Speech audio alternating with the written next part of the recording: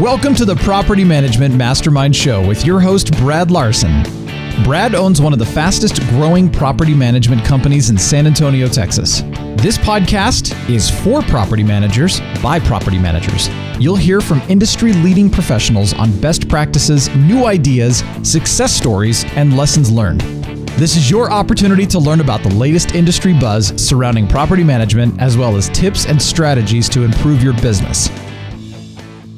Are you tired of chasing tenants to comply with having renter's insurance? Insurance Management Group can solve this problem with a master tenants insurance policy. Keep tenants in compliance with your lease agreement and help protect all parties involved. A master tenants insurance policy can also add an additional revenue stream to your business. Contact Derek Scott at 918-728-8992 or visit imgadvisors.com. To learn more, listen to the Property Management Mastermind Show podcast, episode number 36. Imagine a world where the phone doesn't ring, but tenant leads still get pre-qualified and scheduled. Where in-person showings get coordinated automatically in real time, 24 hours a day, 7 days a week. Where occupants and owners are automatically notified of showings and leasing reports. Or imagine no one has to show your rentals, and they get leased faster than ever, safely and securely. That's the world of Tenant Turner. Come learn more about our beautiful scheduling software and world-class customer support. Call us 888-976-4638 or visit www.tenantturner.com. Welcome, everybody, to another edition of the Property Management Mastermind podcast. I'm your host, Brad Larsen. And today's guest, I have a special guest in studio right next to me, Phil Mazur from the CFO Mission. And by happenstance, we both wore gray shirts. However, I'm the better looking one, of course. I mean, look at them. I mean, come on. So we're going to have a very good conversation today. No branding. Very good conversation today about the CFO Mission, working with RentWerx, in addition to our EOS implementation that Phil has assisted us with. And so this is going to be a 2.5-year run. Now, I'm going to give us a long intro, and I'm going to let Phil jump in. So we started using Phil and the CFO Mission 2.5 years ago. And I went to Phil out of 100% need, because we were hurting pretty good. And so to dive into that story, before I get there, I'm going to let Phil introduce himself and kind of give us who he is, what he does, just so you kind of get familiar. You might have heard some of the story before, but it's always good to hear it again, just to make sure you understand who he is. This is going to lead us into a good conversation about some real world stuff that's going on at RentWerx, along with some of the changes that we have seen over the last 2.5 years. So Phil, please introduce us. Awesome. So quick background, a little bit different background this time. I want to talk more today about what I've been doing over the last couple of years since that first call from Brad, literally to come down here as soon as I could. He said, fly down here as soon as you can. And we actually did a Facebook Live that day, I believe. So I feel like I've probably got a lot more gray hair in the beard. Unfortunately, that stuff is recorded, which is not good for me. But no, property management accounting is something I kind of fell into at a stage in my career about 7 years ago now. And I just worked at some bigger companies in accounting and finance, and slowly found my way into more of an entrepreneurial environment, which is what I was looking for. And what I did when I went to work for GK Houses, which is now Evernest, is set up their accounting from scratch. And using my prior knowledge with bigger companies and knowing about more sophisticated accounting processes and things like that, and just putting that into property management specifically. So the CFO Mission came about from just a thought that I could do what I was passionate about, which is really the higher level accounting and finance stuff, more strategic stuff for a lot of companies. Because when I was doing it at Evernest, that work was really a part-time, and the day-to-day stuff was really taking all of my time. So I thought, well, I can set them up to have their own staff and processes, and I can focus on the bigger stuff. And so that's what I did. And I started doing that with management companies, and you were the first, really. And so when I came down here, I really had no business plan whatsoever. I just said, I've got some knowledge and skills. Let me see how I can help some people. And you had a need that day when you called me. Well, that was a big part of what we want to chat about is the need. I mean, there's certain things that I don't want to touch on too deep, but let's just say the need was there from prior issues that had gone on with the company, from bad accounting and bad leadership on my part. I'll be very frank with you. I don't want to sugarcoat it and say that it was somebody else's fault. It's always my fault. And that's what a good business owner will come down to. So anyway, however we got to that point, like bad leadership, bad hires, bad employees, whatever, we were at a certain level where we just weren't good. And so I went to Phil. I recognized that we needed some assistance from an outside source. And I looked into, hiring a potential CFO, but they're very, very, very expensive, and they're not necessarily in the industry. And so Phil has basically a comp plan and or a design of a virtual CFO. To paraphrase that, is that correct?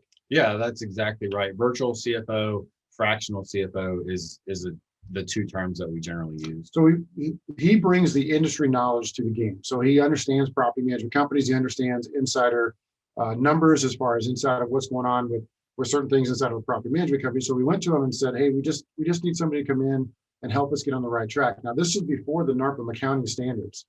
And so this is sort of the reason why I'm so passionate about the NARPM accounting standard, which I went to NARPM and helped them create. I was the one that kind of bulldogged it to make it happen. And we hired a very good consultancy to come in and create that. But it was because of my screw up at my own company that I recognized the need of putting something like this into place as far as across the industry. And so what I want to talk about in this episode with Phil is we want to reflect on where we were 2.5 years ago. And then systematically, we've come to a very, very good place in the business at this point. And it's going to be a good conversation to say, this is something that you can do too. Now, you don't necessarily have to hire somebody to come in and do it, but if you put the systems in place and the oversight in place, it can improve your business systematically to get you to kind of where we are. And I think we're in a good spot. So maybe you have some historical numbers or historical information that you can kind of share to kind of give the people, listening that are some perspective on where we were. Yeah, for sure. And I think if you're listening right now, I'm going to try to pinpoint a few things that were going on in certain stages with RentWerx and myself, so that you can ask yourself, do I have any of this going on right now? And what can I do at this stage in the process? So it started with, we had met a few months prior that year because you came up to Birmingham to visit with us at Evernest, and we just developed the relationship. But when I started my own thing, we were talking about just some other kind of business ideas, and then a situation happened. You found something out, and basically that stemmed from you not having good data and not having good checks and balances in place. So that's what happened. So if you're listening and saying, if you don't have checks and balances in place, I won't even need to get into the specifics. If you don't know if you have them, then you don't have them. So just take that as note number one. But you called me down here, and the first thing we did was look at your trust accounts. And we could have went to the corporate accounting, but we went to the trust accounts first because property management accounting is a function of your operation. So if you're doing accounting for any regular business, you've got corporate accounting. Property management has this unique piece of, it's really part of your business because you're doing the accounting for your clients. So we had to make sure that the business was going to be operating properly, that everything was in balance. And if there were issues, let's go back and fix them. So it was like going into surgery when I came down here. And I didn't have any knowledge really because some of the people were gone. Right. He was kind of picking up the pieces, to be very frank. I contacted him in kind of a pinch and said, I need you to come help fix this right away because of my poor choices or lack of oversight through several years of doing business. We were in a rapid growth phase, right? I'd be very transparent there. So at some point, it was my lack of just kind of overall understanding of the business in itself that we were trying to grow.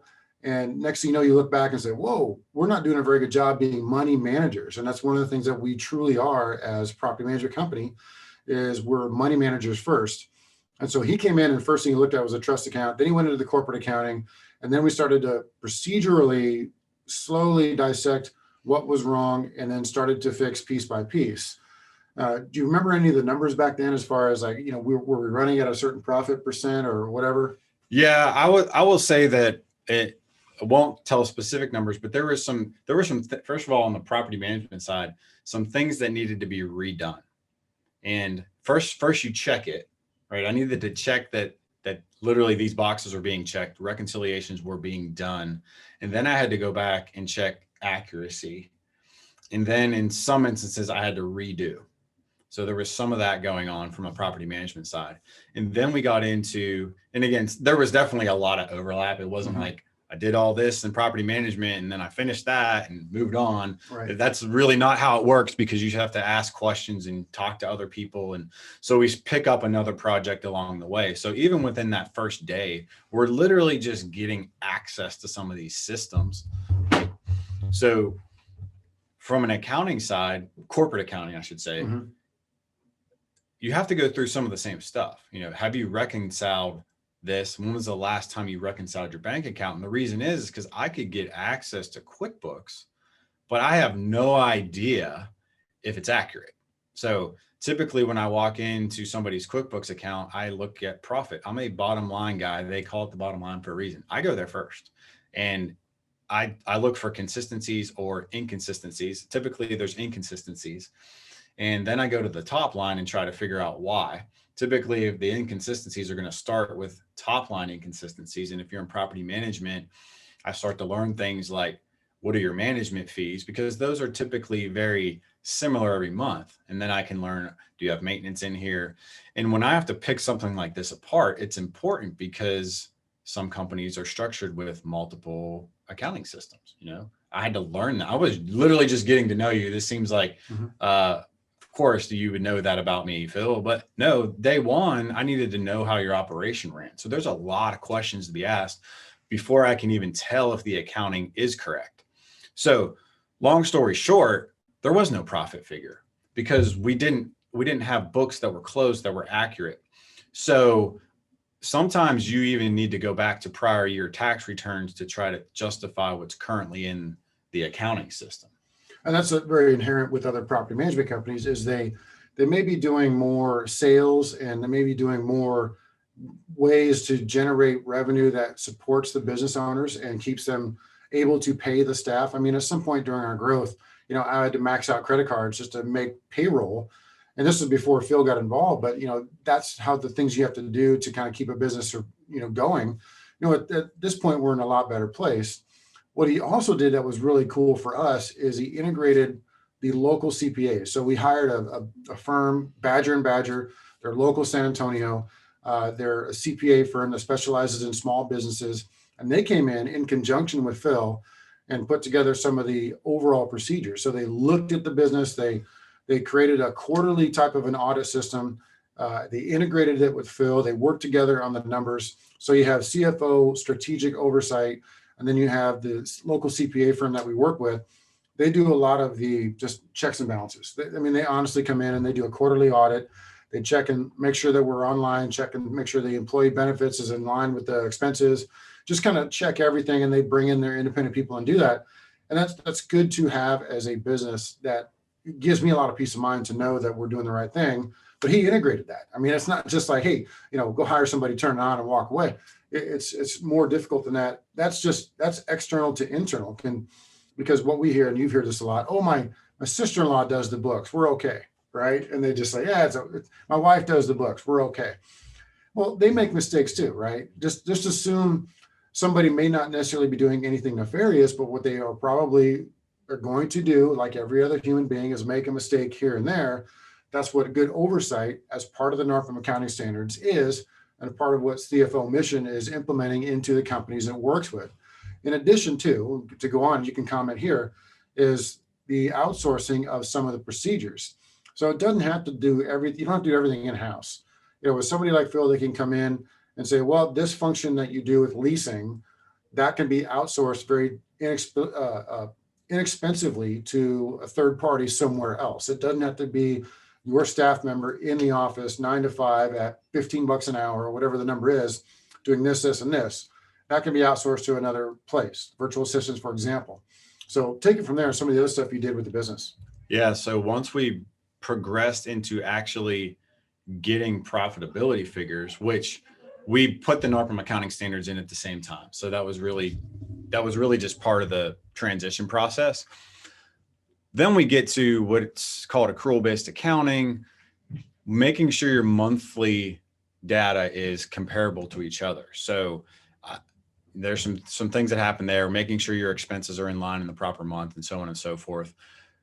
Smaller property management companies, not as much of an issue, but if I can't compare this month to last month and so on and so forth, I don't really know how I'm doing. So we got to that point, then we knew where we wanted to be, right? We knew what profit should be. And so we established some low hanging fruit. And that's what you were alluding to before. It's like, oh my gosh, like, and me having the perspective of, oh, my employee expenses is out of whack, or this system is being used, but not being used, but it's being paid for. So there were some low hanging fruit operationally where we were able to improve the profit right away. And you did some significant changes. I mean, we talked about some changes to the way we were structuring jobs or paying people and things like that. So there's usually something glaring. And I say, if there's something glaring, go after it right away, get it done. Okay. Then there's the actual getting the accounting done piece. And with us, that was an issue too, because we had just basically lost somebody and we needed to hire. So we hired and then we hired again because hiring is not easy and it's not going to be easy. And the other thing was, and I'm glad Brad used me I actually did interviews with you to a certain extent, but how do you know who you need to hire? And that was something I was able to have input on as well. But so to be very, to kind of elaborate more on that portion of the story is, we had lost an accounting coordinator. We had to hire another accounting coordinator very quickly, found that person, Phil trained that person, but we also quickly determined, well, that person probably is not going to work out. So we had to kind of go back to the drawing board and hire another accounting coordinator. And I'm very glad to say it's Amy, and Amy's still with us and she's phenomenal. And she's phenomenal because Phil has put Amy and another accounting coordinator, Lainey, into a very good position with knowing the numbers, understanding how the procedure should work inside of everything from rent collection to paying owners, to paying invoices, to data collection, to archiving. I mean, to all those things that make up a very good accounting procedure. Because again, going back to this thing I said earlier, we're money managers from the very, very beginning. And so you have to understand that and get very good at managing money, along with getting good at business development and getting good at operations, getting good at leasing and getting good at taking pictures and getting good at attending functions. I mean, there's just 1,000 things we have to do as a property management company business owner. And once we were able to get accounting off of our major pitfall, it gave the business the ability to run better, which also helped us implement other things. And so if we're kind of sort of talking through the accounting, maybe we should talk a little bit more about the EOS side. But, I know you may have other comments about the accounting stuff. Keep going. Well, I think to the point of hiring somebody, a lot of times I work with folks that, you're a big size property manager. So you have accounting. It's not typical for somebody to have one or more than one employee in accounting. What is typical is one or less, meaning that one person is doing accounting and other things. And to what degree is usually based on the size of company. So, but remember, this was 2.5 years ago. So this was my first experience. So I was like, okay, let's go hire this person. Well, what you didn't have that you needed me for was, what do I really need? I don't even have a real job description. So if you just hire somebody with an accounting background, you need that. But when they walk into your office, how do you give them direction? Right. So that was really the missing piece there, where we were allowed to bring in Amy and really set her up for success. So that's probably something that companies, anybody listening on this podcast, keep that in mind. You might be struggling, or you're going through your second or third bookkeeper, or you're afraid somebody's going to leave, or you don't even know what this person's doing all the time. Like, I promise you, they're busy, they're doing stuff, but just to get that kind of perspective, it really wasn't here. So go through all that. So we get the property property management trust accounts in good shape. We get the profitability numbers. We know what to do. We address some low-hanging fruit from an actual, like, let's improve this business standpoint. And we've got a good employee who's now learning the accounting processes. So understand that all these things take time. Like, you're not just good to go in 3 months. You can reconcile old bank accounts and get everything in balance, and yes, you're good.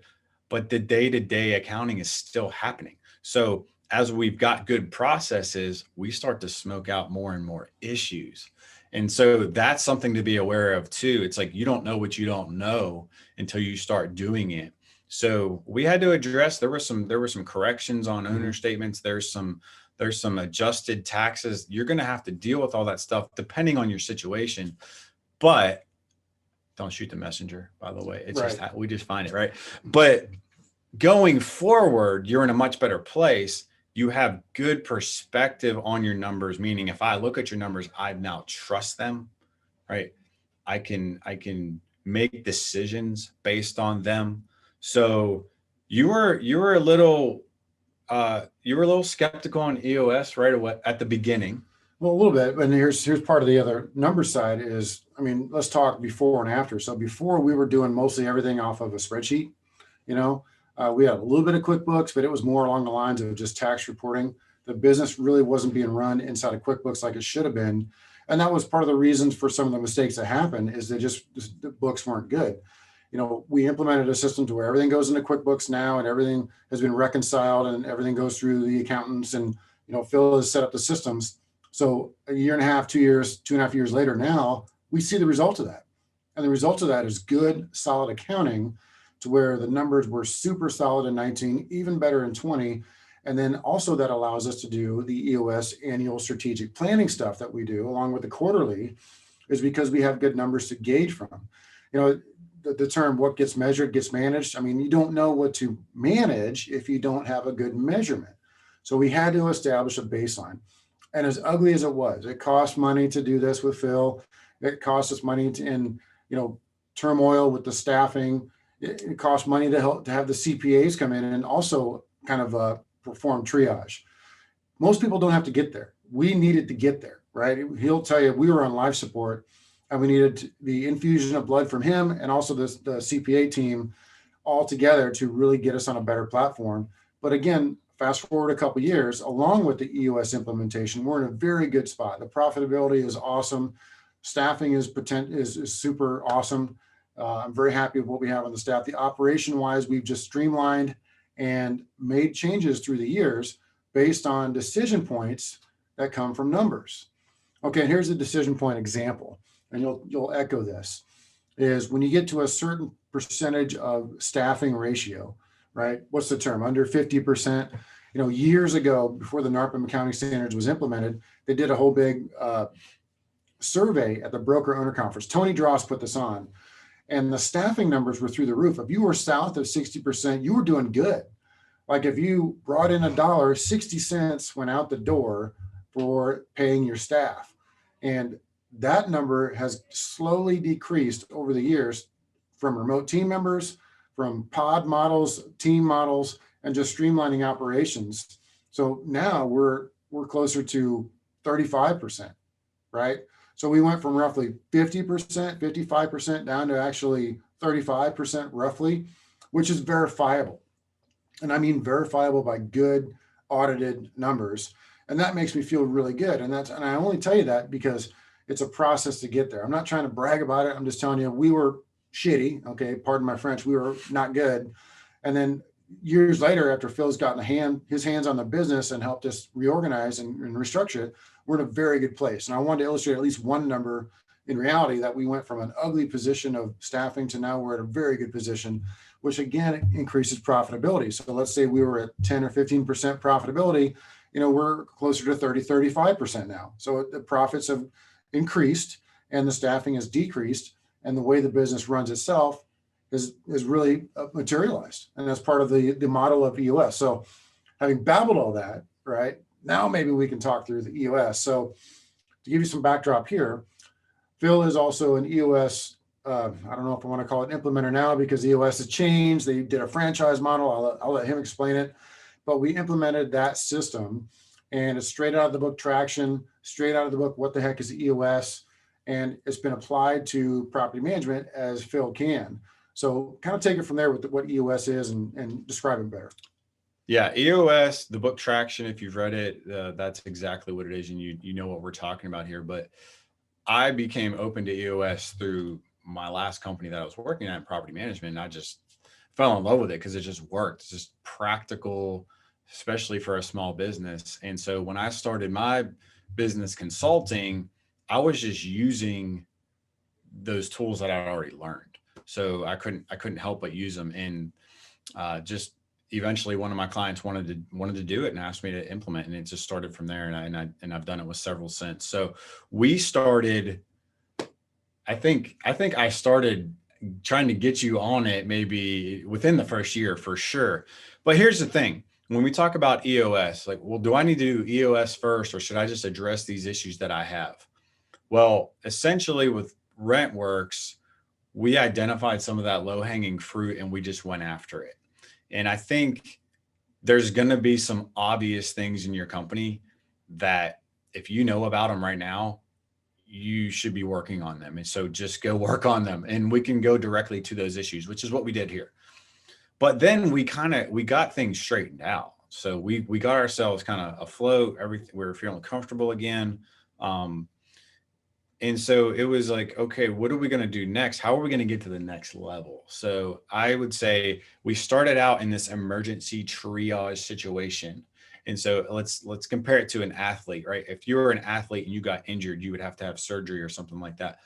But then you're really trying to become an elite athlete, and you're just going to go into like training, and you're really going to work on your craft. And that's really what EOS was with us. It's like, there may not be any glaring things. I mean, we definitely knew you had some things you wanted to work on, but nothing like really like emergency. We break the whole thing down. It's like starting from square one. How do we want to run this business? What are we trying to achieve? Why are we here? Why do we exist? What do we want to accomplish? How do we want to grow? We put all these things on the table with a team of leaders, right? The leaders who you've already deemed as the best people to run this company with me, Brad, in this situation. And you just look at it from a completely different perspective. So if you already had issues, which everybody does, if you already had these accounting issues though, per se, they would have gotten pulled out during the EOS process anyway, if you didn't know about them. I mean, if you would have started EOS prior to your bookkeeping issues, you probably would have found them before they got as bad as they were, but they still would have been issues. So, you can argue either way. It doesn't really matter to me because we do both, right? So if you need accounting help, we're there. If you need EOS help, we're there. So it's all good for us. Yeah, one of the things I loved about it is it empowered the team. So it gave our key leaders an outline of how to run the business themselves without me, the business owner, being present, without me browbeating and attending every meeting and being the overly obnoxious business owner who's just like, the micromanager, right? That nobody wants to work for. And so what happens is we put the system into place. And so I guess what we need to kind of do is describe the system better. And so I'll try to give you my paraphrase, and maybe you can beat it up. But it's the EOS in itself is a series of meetings between weekly to monthly to quarterly to annually. And they're all broken down. Now, I would recommend an outsider to come in and implement this into your business. I was a do-it-yourself guy, just like anybody else is out there thinking, oh, I'll just do it myself. I'll just implement all this myself. Yeah, we stole a few parts of it, and then we implemented some of that into our business on our own, but it's not the same. It's absolutely not the same. You need somebody to come in from an outsider's perspective, let the business owner sit back, let the key leaders sit back and go through the process with somebody else leading it. That's how you pull out the nuggets of knowledge, the guidelines, the goals, the tidbits. That's how you pull it out. A business owner can't wear two hats and stand up there and say, we're all going to implement EOS. What do we want to do? what do we want for our quarterly number? What do we want for this? What do we want for that? It just doesn't work. So I firmly believe, because I was fighting it, he'll tell you, I was fighting it. I'm like, nah, we can just do it ourselves. We can do it ourselves. And once we pulled him in and had him implement this with us, we quickly learned that was worth it. That was totally worth it to bring him in and have him do this for us or with us, because we pulled so much more out of it that it made it worthwhile and made us follow that. And so that was just a paraphrase of what it is. What did I miss about it?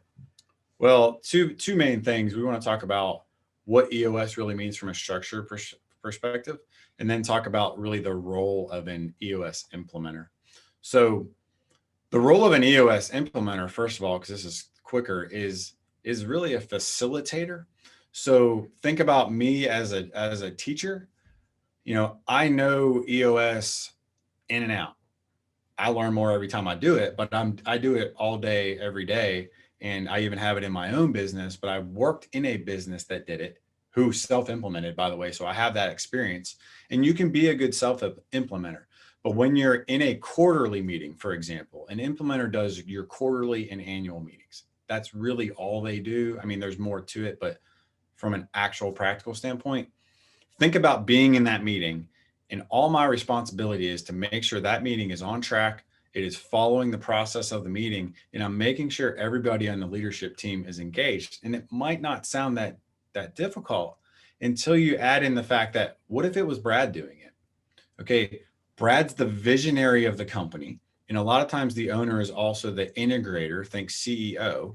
So you've got all the ideas, you've got all the skills, the management skills, all the knowledge, yet you're still trying to keep this meeting on track by this process that you just read a book about, and you're going to be good at that. I mean, that's a tough ask. And there's a reason why there's hundreds of implementers out there. There's an implementer network. If you want to find one in your local area, you can just go online and find one. But so anyway, that's that. But EOS is a process. It's a business system. And I have heard people say, well, I do level 10 meetings. Level 10 meeting is the weekly meeting. And that's great. Level 10 meetings are awesome. But if you're just doing it in the context of having a department meeting, you're not getting the benefit, because the whole idea of the level 10 meeting is to make sure that you're on track with what you established in your quarterly meeting. And the quarterly meeting is intended to make sure you're on track with what you set up in the annual meeting, which is set up to make sure you're on track with your 3-year plan, which is on track with your 10-year plan, which is on track with your whole purpose and reason for being in life. So it all needs to match up. So I would say the biggest value that I provide as an implementer is to catch you in the act of getting off track. So I make sure more than anything that, are you about to commit to something that is not who you are from a core value perspective, or from a core focus and core purpose perspective? Because we take 3 days over the course of 3 months when we first start to really pull it all out of you. Like, what do you want to accomplish? And so every single day when you go to work, you're being pulled in other directions. And you have all these distractions trying to tell you, hey, come over here and work on this and work on that, and trying to get you to forget the stuff that you really care about. So that's the role that the implementer serves, is to bring you back and say, no, you're not going to do that, because you can't do everything, right? The thing that really impressed me when we first started to implement the EOS system is the time that he spent with us. And where I'm trying to go with this is the team leaders that, I'm the team leader of it. I'm not a business owner or whatever, but Phil was able to pull out ideas out of the team that struck me as just tremendous leadership that's buried deep down inside them. And if you allow them the opportunity to let it out, it comes out in that scenario. It comes out when you do those types of events. And would you agree with me on that? Because they may have never had a chance to speak why they feel like the operation things would work so much better this way. Well, no one's ever asked them before, right? Well, he's given them, the EOS gives you the platform to pull that out of people on a consistent basis, to where, all right, we can find a better way to do this as a team, not just the business owner or somebody else telling them exactly what to do. And that creates buy-in to the business, where they are emotionally and spiritually tied into it to make it successful, because it's their idea, it's their plan. And that's a big thing of what the EOS system does. Now, Phil is in town. Obviously, we're live in person today. He's doing our quarterly meeting. So 3 months ago, we did our in-person annual strategic planning meeting. And so maybe you want to touch base just a few things of what we typically accomplish in the annual strategic meeting, just so they get an idea of, in context, what your goals are for that. Go ahead with some of that. So, quarterly and annual, it is what it is. During the annual meeting, we do pretty much a quarterly on day 2. It's very similar in terms of what we do, but on day 1, we do a few other exercises. So we always revisit what's called your VTO, and your VTO includes things like your core values, your purpose, your mission. It's like a mission statement. And we revisit your marketing strategy. The reason why is because we want to give people an opportunity to question things, like question big picture stuff. And also to point out, like, do we feel like we're getting off track of who we really are? So good point. Sorry to interrupt you there, but we redid our vision statement this year. So I can't remember what the old one was, but I wanted it more simple. I wanted it to be on the break room. I wanted it to be up front. I wanted it, published all over the office. And the vision statement we came up with was provide exceptional service. Provide exceptional service. Am I correct? And so I like that because that gives everybody the intent of what we're doing. We're here to provide exceptional service for the owners, for the tenants, and even for the vendors, and of course for the employees and the team, right? We're here to provide them good service as well. And so I think that says a lot of, like, instead of some sort of hokey like vision statement, we provide to do the best that we can and every endeavor in life, just real squishy feely junk. We wanted it broken down into just a real simple, almost like what we used to call the military commander's intent. And that was what we came up with. And I love it because we came up with something real simple that gives you a reminder of why you're in the business and what you're supposed to be doing that day. And so I interrupted him because I wanted to talk about that. And that's stuff that he will pull out, where an implementer will pull out in the beginning and say, all right, let's establish your vision. What is your vision? And make it simple, make it to where it can be easily understood by everybody who reads it, and it can be their guide every day in what they're doing. One thing an implementer can do for you, particularly if you stay with them for a decent period of time, is because they will get to know you. And I get to know companies that I've done EOS with, because I also do a lot of the financial and accounting stuff too. So it's not like I only see them every 90 days. But a good implementer is going to know when they can squeeze the schedule a little bit, because there's an agenda and they have times on them, but we be careful not to give those times to the clients necessarily, because if I notice that your mission statement, your core focus is really not working for you, like, I can pick up on that. And so if we need to take that extra time, I'm going to let you go there. And there's times where I have to say, okay, guys, we've got it about where we're going to get it today, because I can assess the room. That's another thing that we do. And we do it offsite. Yes. And we go offsite. That's a big thing. I really didn't believe in that at first. I'm like, well, we got a conference room right here. No, you got to go offsite. There's just something magical about getting into a different environment. We go to a place with a giant board behind us for the marker board, and it's wall to wall. So we get up there and we write out ideas, we write out statements, and that truly helps because everybody can see what you're talking about. And so go find one of those places. We went to a local Regis office, and the offsite thing is real.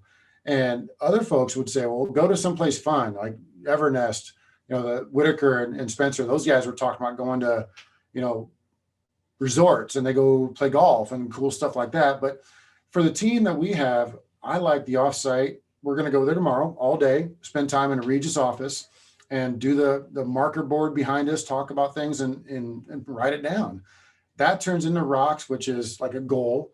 And that turns into things that you're doing every quarter to move the company forward. And so my rock for this year, obviously this quarter, I was looking at preferred tenant programs. So I'm still looking at that. And we're going to spend a lot of time tomorrow talking about that as a group, about the preferred tenant program, the modifications potentially we might make, the improvements we can make, the ways to get better adoption, the ways to make it better. All those things I'm going to talk about with the team, and we're going to write out ideas from start to finish.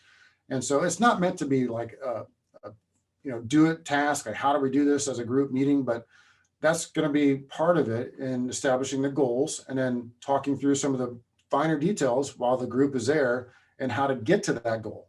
Am I right with that? You're right. So during our annual meeting, we set the annual goals. So now that we're approaching second quarter, we are not going to set a new set of 12-month goals. We are going to continue pursuit of what are this year's goals, which are now 9 months away. What you'll find is that some annual goals are achievable right away, and some other goals piggyback on something else happening beforehand, or just a subset of mini or smaller rocks, let's say. So rocks are basically our quarterly goals. So you might have to accomplish 2 rocks to build up to one of your annual goals. So what I'm going to do tomorrow with the team is I'm going to make sure that our quarterly rocks are in alignment with our annual goals. So another good one is I like talking about stuff in context. So I use our company as the context to explain what EOS is. So one of the goals that I had for first quarter was to hire a new salesperson that does all of our inventory sales. And so that's a lot of steps. It really is. It's not just like, hey, boom, you're hired. It's like you have to work up a job description, work up a compensation plan, advertise, interview, hire, train, implement. I mean, it's a 10, 12, 20 step process to do that. And we're able to do that. And so what I did is we had these big sticky notes, right? And then I took a stamp that says completed, and I went stamp, stamp, stamp, stamp. I stamped out completed all over it. And so I completed one of our big rocks for the first quarter was hiring a new salesperson to run the inventory listings. And so I'm just telling you that just again, to give you some perspective of what we did in that meeting. And there were some parts of that I had to share. Like I can only do so much, but I had to actually delegate to certain folks to do certain different things to make sure that one big goal was achieved. We were able to achieve it. And part of the EOS meeting tomorrow will be to review that. Okay, how did it go? What are your lessons learned? Is it going to work out? Is this something that we have to review on a regular basis? Those are things that will get fleshed out in the meeting tomorrow. And it feels good when you get one of those things done, right? I mean, we also limit it. So we only want 3 to 7 big corporate things because we realize EOS does a great job of putting basically boundaries in place to make sure that you can only handle so much. So 3 to 7 is solid. It's 90-day period. So we just need you focusing on this 90-day period. And when you have a meeting every week, your level 10 meeting, let's just focus on what our 90-day goals are and not what just came at me today in my email, right? Let's talk about what our 1-year goals are and what 30 or 3-month goals match up to that, and just stay focused, because I'm sure you have many distractions. Mm-hmm. You could have but if you didn't have this one specific goal and you're accountable, you're going to have to step into this meeting tomorrow and talk about, I did it, yes or no. Right. And if you say no, we're going to say why. And if you say, because I totally forgot about it, or I wasn't paying attention, you're like, that's not going to hold a lot of weight with the team. But if there's reasons, sometimes we find that we got 90% there, and it's really just a to-do. So we assess each one of these goals individually with a yes or no, because you do have to get it across the finish line. So we give you a percentage score, but then we deep dive and say, okay, and we really give, I call it just a field-based score, and say, but what did we really accomplish? Did we really move this company forward this quarter toward our 1 year? It might not show up in my percentage completion. However, these are all like to-dos that are going to be done in a week versus, oh, I totally dropped the ball, or this other situation happened. Like right. During COVID last year, that was one situation where, okay, some necessary changes needed to be made within a quarter. Like that happens, but that's rare. It just happened to happen to us last year. One of the things I really like is when we do this GWC drill. So if we're discussing situations that happen with some of the team members, we go through the GWC, which is gets it, wants it, and has the capacity to do it. And we often do that in a voting style. So if we're talking about team member A, and we will go around the room discussing whether team member A would be another fit as a different role or a promotion or something. and we're discussing team member A's role, we would go around the room and GWC. Does that person get it? Does that person want it? And does that person have the capacity to do it? And so you get the opinion of everybody, and you can create a chart. And if somebody, feels like they don't, then there's some indications there that maybe that team member might not be the right fit for that role, or the company and it's all together. So I love that part of it, because you also, discover things about people that you didn't know. Like, I might think this team member A might be great and they can be solid, but everybody else says that team member A is not working out. And me as the business owner may not see that, because there's certain persona stuff that team members want to show off to their prospective bosses that you're never going to see in the background. And so I love that part of the EOS model. And what did I miss about it? Well, what you described is one of the tools of EOS. So EOS has 20 tools and GWC is one of them. The beauty of the tools is this is where you really make decision-making simple. So if I'm in a meeting and I'm training people all the time, I'm training Brad, I'm training his team members how to handle their level 10 meetings when we're just talking about issues. But if you're talking about an employee issue, we don't let the discussion go on very long before we say, okay, let's do the GWC. Because it's an objective look at it. They either meet it or they don't. And if they don't, then we take it to the next level and say, hey, let's do something about it. But rather than saying, oh, we need to call them in for a meeting, we need to tell them what they're doing wrong. And then I was like, hold up. Like, first of all, did we do our part as managers, right?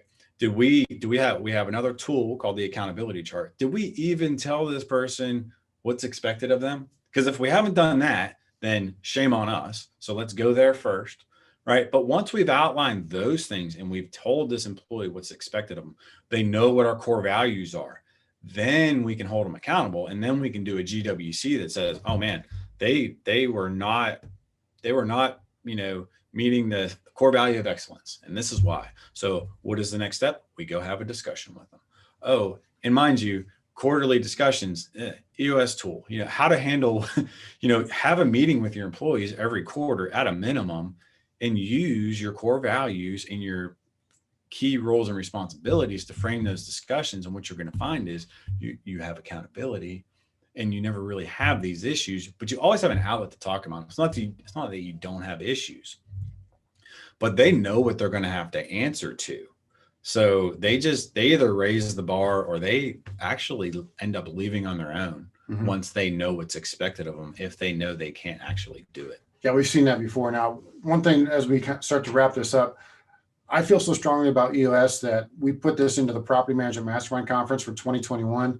I have Sue Hawks coming in on Thursday, May 20th at the the Gaylord Resort at Grapevine, Texas, which is Dallas.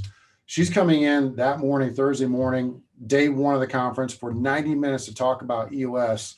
And they're going to be talking through some of the tools that Phil and I mentioned.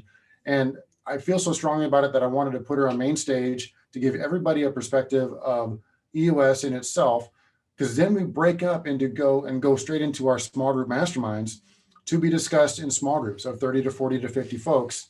And that's where some of the ideas may come out of, like, okay, here's how it works. Here's the best thing about it. Here's how you implement it. Use this person to implement it. Those things are going to be fleshed out of that. So I want to bring that up. Now, Phil, I want you to, tell us more about how to reach you so people can reach out to you and talk further about CFO Mission or even EOS. Yeah, thank you.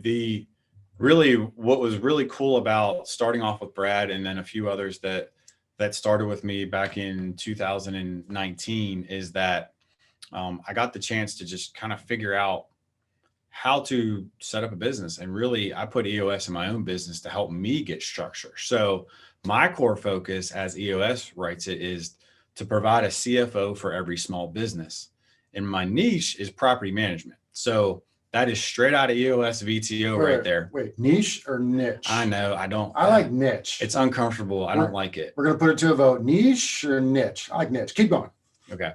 So that is actually my purpose, is to provide a CFO for every small business with a focus on property management. And what that has led to, again, my personal passion is to be the CFO. Really what we are now is an accounting department. So I have staff now and we do a lot of different things, but We do corporate accounting. So basically think about that as your QuickBooks. We have a standard way of doing business. So you'll be on the NARPM standards right away. If you're not, you'll get my reporting system, and you'll get me looking over your financials every month and making sure they're all good and legit. But that's all done by my people. I'm managing my staff. We've got property management accounting now. So we're doing Folio, PropertyWare, that kind of stuff. Again, my processes that I've personally developed, I'm not doing it. I have someone in charge of that now, which is awesome. So he's going to be growing that part of the business to allow me to function as the actual CFO, to be a consultant. So really you could get all those packages separately together, whatever makes sense. But typically what's going to happen is we're going to start in one area, get it to a good place, move on to the next. And then if we can talk about EOS as well, if that makes sense for your company. What's really good is if people that are already on EOS, that's awesome, because I can come in and give the perspective of an outsider to say, hey, do you have any issues just with your EOS processes? Are you following it right? Or I can just step into your finance seat and serve that function. So there's a lot of things going on with us, but again, we work in the context of EOS as well, which I think is really cool when I have EOS clients. So tell us how to reach you at what website? We've got the CFOmission.com, PropertyManagerCFO.com. So really that's just an alias for me. And I'll just be honest with everybody and transparent. Marketing's not my thing. So my website isn't the best, but we're working on it. So if you get a message that it's like insecure or something, I promise you it is secure, but just email me, Philip with 1L at thecfomission.com. And I have started to dabble into Instagram and Facebook. So I have the CFO Mission on Facebook, _CFO_Mission on Instagram. Look, I'm a rookie, man. I'm just hanging out with the best right here. So just trying to get some pointers. Well, thanks for coming on, Phil. I appreciate it, and look forward to our quarterly meeting tomorrow here in town in San Antonio to talk about RentWerx's goals, and look forward to seeing you at the next episode. Thanks for joining. Enterprise Bank and Trust, the bank you all formerly knew as Seacoast Commerce Bank. With the same team, the same benefits, and an expanded and improved product suite. Enterprise Bank and Trust specializes in trust accounts and business banking for property managers. One of their best features is a cash analysis program where they can assist in paying your property management related invoices. Contact Allison at 619-988-6708 to learn more. With RentBridge's property management, marketing, and workflow automation tools, take your business to the next step. Reduce overhead costs by up to 60%. Eliminate human error through automation. Make all your processes consistent and predictable. Have transparency and control through detailed and sophisticated reporting. For property managers that want to work smarter, not harder, RentBridge. Call us 972-805-8535 or visit rentbridgegroup.com.